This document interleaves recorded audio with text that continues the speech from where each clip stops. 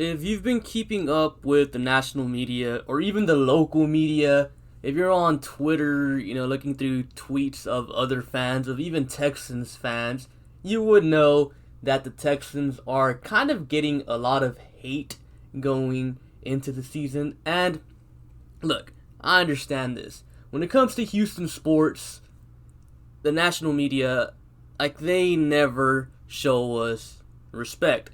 But there's a difference between blatantly being disrespected and not showing respect for that team. Because in the past, everyone always says, the national media never pays attention to the Texans. But yeah, that's true. It never did. But now they're actually, showing attention to the Texans. But it's blatant disrespect. And there's a huge difference between no respect and disrespect, because they're actually talking mess about the Texans. And today we're going to discuss all that, if the disrespect is justified or not. Anyways, cue the Wayne. Oh, wait, not Flemlo. Anyways, so, now I know a lot of people are going to kind of pinpoint all the hate with the DeAndre Hopkins trade, but honestly, I feel like the memes started way before the D-Hop situation. Actually, I want to say a whole year, but I guess the whole season before the whole D-Hop situation went down, because that's kind of when the memes started. And if we want to be exact, it was the Jadeveon Clowney trade to Seattle in exchange for, a third round pick and Jacob Martin and the Big Mango. So people kind of clowned us. There's you traded Clowney for nothing. But, whatever. At that point, it did seem like a big L. But looking at it now, the Texans absolutely won that trade. Jacob Martin, young stud, and that third round pick we used to trade for Garyon Conley, another young stud, while Jadeveon Clowney is currently unemployed. So it turned out to be a good trade. But at the time, it's understandable. You traded Clowney for a Mango and a no-name pass rusher and a third-round pick, which was at the time an unknown. So at the time, looked like an L. So Texans started getting memed. Fast forward 3-4 hours later, the Texans trade 2 first-round picks and a second-round pick for Lermy Tunsil and Kenny Stills, and people are like, oh my god, you gave up that much for a left tackle, ha ha ha ha ha ha ha ha.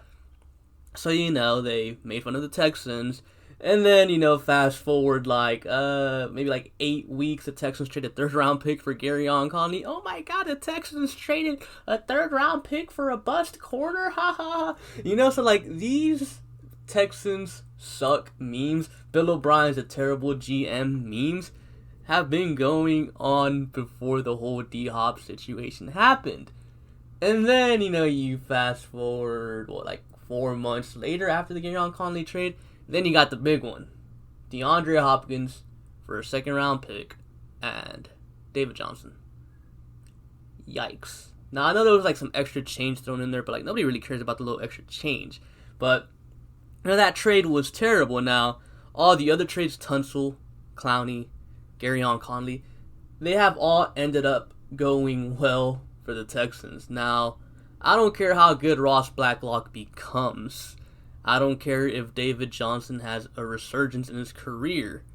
That trade was terrible. The D-Hop trade, in my opinion, will never, ever be justifiable. So, look, you can make fun of O'Brien as a GM. It's okay, It's all memes. It's all fun and games. And the reason why I'm bringing all this up is because with the recent Jamal Adams trade rumors that are going around, you got fans of other teams saying, or, even national media people, oh, here comes Bill O'Brien about to trade Deshaun Watson in a first-round pick for Jamal Adams. So, it's all memes. I mean, I get it, whatever. It's off-season. You got to make fun of people. And, what is life without memes, I guess? Memes are just there to have fun, laugh, whatever. I don't really care about the memeing part. Where the issue lies is the actual blatant disrespect. Because memes, every team gets memed at some point. You got the Falcons still getting 28-3 memes. You got every time a Panthers fan talks mess to someone, they post a gif of Cam Newton in the Super Bowl, stepping away from the fumble. So, like, every team gets memed. Memes are fine. They're cool. They're funny. Whatever. But I'm talking about the blatant disrespect. I'm talking about people saying, oh, yeah, the Texans are going 6-10. They absolutely suck. Third in the division. They're going to be fighting with the Jaguars for fourth place. Like, that right there is what I don't understand. Like, despite all the moves that Bill O'Brien has made, and, doesn't matter if you like or hate the moves, you just have to admit that all the moves that he's made have made the team better. That's pure 100% facts. Like, you cannot say that this team got worse. I mean, just think about it. The only position we might have gotten worse at is safety. Because I like Deshaun Gibson way more than I like Eric Murray. But to be blatantly honest with you guys, I have no clue what Eric Murray brings to the table. Like, maybe he's average, and average is okay with us because we got other studs in that secondary. Or maybe he's completely trash like Raheem Moore was for us back in, 2014? So he ends up getting cut mid-season. I just don't know what to expect with Eric Murray, so I can't really say, oh yeah, he's going to be 100% trash, because what if he's not? What if he's a young stud? Okay, he's not going to be a young stud, but what if he's average? He can definitely be an average player for us. But other than that, the Texans got better at every position, and we've been over this. Like, even me, who I don't like David Johnson, I can admit he brings more to the table than Carlos Hyde. Like, come on. And then our wide receiver depth chart is stacked. Stacked. Will Fuller, we know what he can do. Brandon Cooks, another deep threat to go with Will Fuller. They ain't stopping that. They're going to be playing their safeties 15 yards off the line of scrimmage. And you know what? That's going to let David Johnson and Randall Cobb and the tight ends eat them up from underneath. This offense, without D-Hop, who I still, to this day, absolutely love, because I think D-Hop's the best wide receiver in the NFL. But having two deep threats like that, it's going to make the offense a whole lot better. But, the national media, they just do not see that. They don't see that. And even some local media, I see, oh yeah, this Texans team sucks. And even some Texans fans as well. Like, what? And you bring up all these facts. You bring up the fact that, Brandon Cooks is not injury prone. Neither is Randall Cobb. The only injury prone wide receiver that we have is Will Fuller. But that's okay, because we got the best fourth string receiver in the NFL, and Kenny Stills. Kenny Stills is our fourth string wide receiver. He does not suck. So even if Will gets hurt, we got Kenny. And we got Kiki QT going into his third year. He had a bad second year, but his first year, you guys remember how good he was? If he bounces back, we're 5 deep at wide receiver. How many teams in the NFL have that? None. We're stacked at the wide receiver position. We are. But national media is not going to tell you that, because they're busy laughing at the Texans because of the whole D-Hop trade. And yes, that trade is definitely laughable. It's a huge mistake in my opinion. Well, maybe not trading D-Hop as much as I love him, but what we got in return, I think we should have got more. And I understand some people might say, well, D-Hop wanted a contract. I don't care. He's the best wide receiver in the NFL. I think he could have got more. So, yeah, this offense got so much better. But people just ignore that. And they go back to the D-Hop trade. And then once you bring up all the facts, we got a better running back, a running back who can actually be a threat in the receiving game with David Johnson. We could pair him up with Duke Johnson, who can also do the same thing. So we got two very versatile running backs who are very good at what they do. We got all these receivers. We have, Darren Fells, red zone threat. We got Kahali Waring coming back from injury. Hopefully Jordan Thomas beats out Jordan Akins for the third tight end spot. So this offense is stacked. We have a good offensive line. But once you bring up all those facts to a Texans fan that is saying, oh, this team sucks, or anyone else, they always bring up, Yeah, that could be true. Yeah, but you still got Bill O'Brien. Okay, yeah, you want to use Bill O'Brien as a weakness, but here's the thing. Bill O'Brien's issue isn't getting this team to the playoffs. It's not. This dude has taken us to the playoffs 4 out of 6 years. We've had a winning record with Bill O'Brien 5 out of 6 years. The only reason he has a losing season with the Texans is because our whole damn team got hurt in 2017. Let's be real. If Deshaun doesn't go down, we probably finish 9-7 again. If Watt and Merciless don't go down along with Watson, we probably finish like 11-5. Let's be real here. O'Brien's issue is not getting us to the playoffs. Stop saying that the Texans are going to go 7-9, 6-10, because that's not going to happen. If O'Brien can get wins with Brock Osweiler and Tom Savage, or, Ryan Fitzpatrick, Brian Hoyer, Ryan Mallett, if he can get us 9 wins with those guys, he can get us double-digit wins with Deshaun Watson easily. Easily. This Texans team is a playoff team. I've said it before. And this whole disrespect thing that the national media, the local media, the fans of other teams, and even fans of our own team, Texans fans, all the blatant disrespect that they're showing us, it's completely unjustified. Just because you trade a good player like DeAndre Hopkins doesn't mean you can't get better.